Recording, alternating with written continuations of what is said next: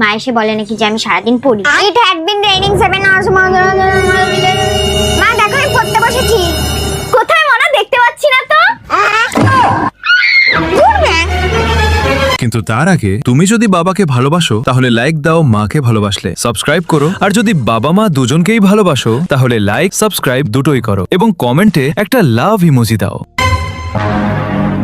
বাবা কি সুন্দর পড়তে বসেছিস তুই, বল ফোন কাটে দেখে তুই পড়তে বসেছিস। মিথ্যাবাদীর দল যত সব।